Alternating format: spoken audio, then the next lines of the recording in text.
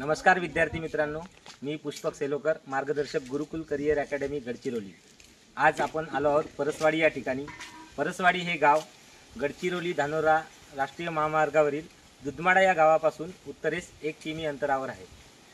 या गावाची विशेषता म्हणजे या गावात गोंडी धर्म प्रचार केंद्राची स्थापना झाली होती, तसेच रावण देवाची पूजा केली जाते। त्याबद्दल माहिती घेण्यासाठी आपण इथे आलो आहोत। ठीक आहे, आपल्या सोबत आहेत युवा शेतकरी अविनाशजी पोरटी। जय सेवा। जय सेवा। आपल्या गावाबद्दल थोडी आम्हाला माहिती द्या। सर्वप्रथम आपल्या परसाडीमध्ये रावण देवाची पूजा म्हणजे घटस्थापना वगैरे झाली।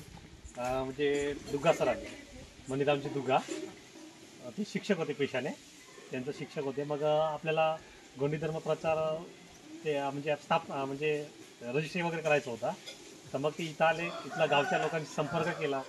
त्यांचा राहणं म्हणजे ते पुसावंडीचे, पण ते शिक्षक होते। मग आपल्या गावामध्ये परसाडीला येऊन 1992ला ती इथं गावची मीटिंग वगैरे लावून ते चर्चा केली की आपल्याला इथं गोंडी धर्म प्रचार केंद्र सुरू करायचं आहे। तर मग गावाची मीटिंग लागली। मग त्याच्यामध्ये निर्णय झाला की आम्ही गोंडी धर्म प्रसार केंद्र सुरू करू इथं। मग सुरुवात झाली 1992 पासून। त्यानंतर आपल्या रावण देवाची पूजा केली जाते, त्याबद्दल माहिती सांगा। रावण देवाची पूजा म्हणजे विशेषतः 1992 पासून आजपर्यंत कंटिन्यू सुरू आहे। आणि घटस्थापनेपासून तर दसऱ्यापर्यंत 9 दिवस पूजा अर्चा केली जाते।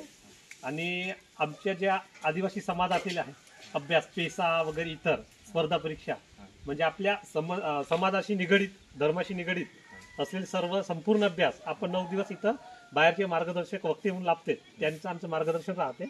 मग आम्ही त्याच्यात मार्गदर्शनाचा लाभ घेतो।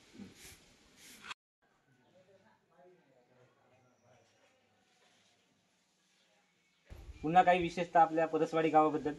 विशेषता म्हणजे आता आमच्या इथं शहीद झालेले वीर सोमाजी दुग्गा यांची मी म्हणजे आपला परिचय करून देतो। ते वीर शहीद सोमाजी दुग्गा यांचं शिक्षण गिरोल्यामध्ये झालं 7वी पर्यंत। नंतर ते पोलीसमध्ये, गडचिरोली जिल्ह्याच्या पोलीसमध्ये भरती झाले। नंतर त्यांचं पोस्टिंग म्हणजे इकडे गट्ट्याला होती। गट्ट्याला असताना ते बाहेर नक्षला राबवत असताना ते नक्षल्यांचा फायर सीजफायर झाला व ते नक्षल्यांना प्रत्युत्तर देत असताना, आपले सहकारीला वाचवत असताना त्यांच्या डोक्याला गोळी लागून ते आज देशासाठी शहीद झालेले आहेत। तर मित्रांनो, असा आहे आपल्या परसवाडी गावाचा इतिहास। इथे 1992 पासून रावण देवाची पूजा केली जाते।